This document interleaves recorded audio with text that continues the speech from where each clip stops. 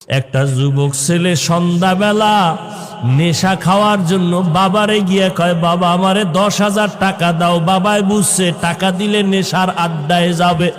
বাবায় বলে একটা টাকাও দিব না, রাগ করিয়া। সন্তান এই কথা শুনিয়ে এত পরিমাণ রাগ হইয়া বাবারে মার দেওয়া শুরু করলো।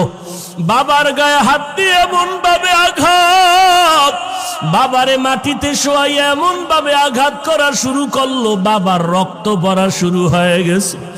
ভেতর থেকে মা আইসা সন্তানের পা ধরায় বলে, বাবা তোর বাবারে আর মারিস না, আর মারিস না। সন্তান মায়েকে পা দিয়া লাথি মেরে বাবারে মারলো।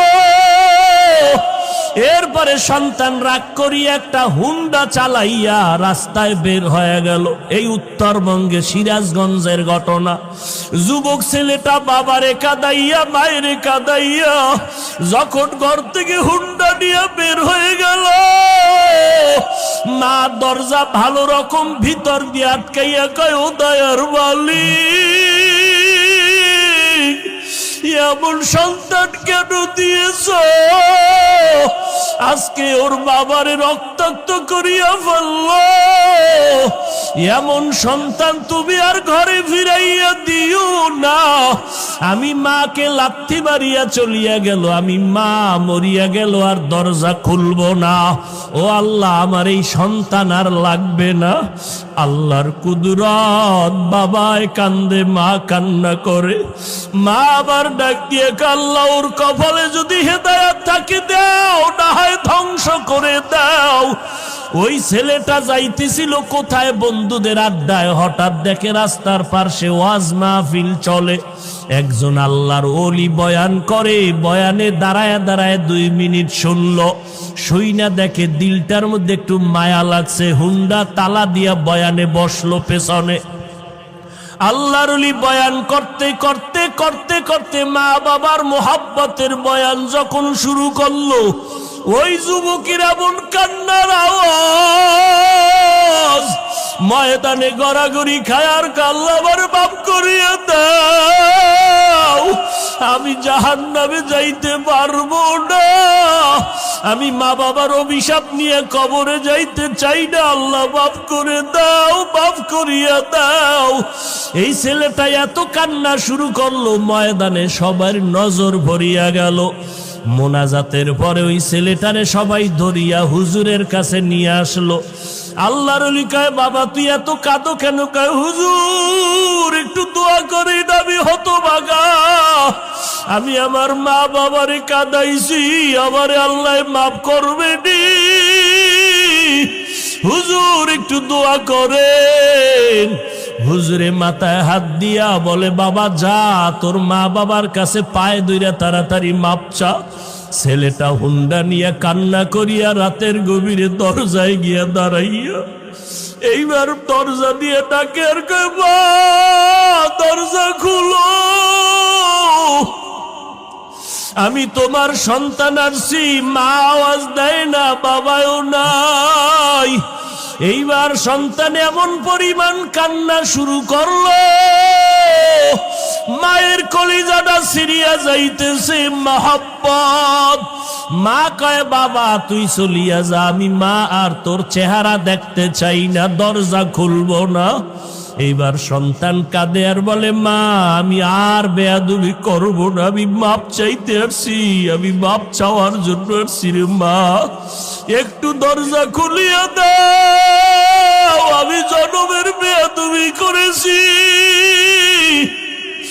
মা তুমি একটু আমারে মাপ চাওয়ার সুযোগ দাও। সন্তান এত জোরে চিৎকার শুরু করলো পাগলের মতো, মায়ের কলিজায় আর মানায় না, দরজাটা খুইলেই দিল। এইবার মায়ের পা জড়াইয়া কয়, মা তুমি আমারে মাফ করিয়ে দাও, আমার মতো খারাপ আর কেউ নাই।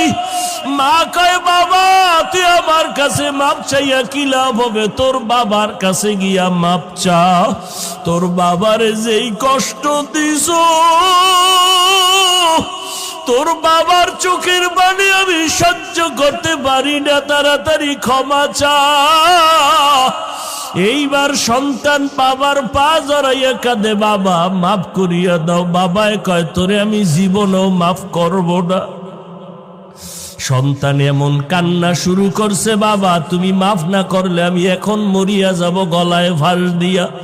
এবার স্ত্রী কয় আর অন্যায় করবে না, তওবা করছে, তুমি ওরে মাফ করিয়া দাও। ও যুবকেরা, জানি না কারা মায়েরে কষ্ট দিছ, কারা বাবারে কাঁদাইছো, পায়ে হাত রেখে বলি তাড়াতাড়ি ক্ষমা চা। ও বাবাজিরা, যদি কারো বাবা এখানে থাকেন, আপনার পাশে সন্তান থাকলে দয়া কইরা মাফ করিয়া দিন, কারণ আপনার সন্তান কষ্ট পাবে, আপনি মা বাবা সইতে পারবেন না। সন্তানের মাফ করিয়া দিয়েন। ও সন্তান, তোমার বাবা যদি এখানে থাকে, দৌড়াইয়া গিয়া বাবার কাছে এখনই মাপ চাইয়া নিও, কারণ এই মজলিসে কারো আমিন যদি কবুল হয়, কারো আমিন ফেরত যাবে না রে বাবা। এই ময়দানে বাবা থাকলে মাপ চাইয়া নাও। ওরে বাবায় যদি এই মুহূর্তে মাথায় হাত দিয়ে দেয়, আমার মাওলার আরশটা খুশি হয়ে যাবে রে বাবা।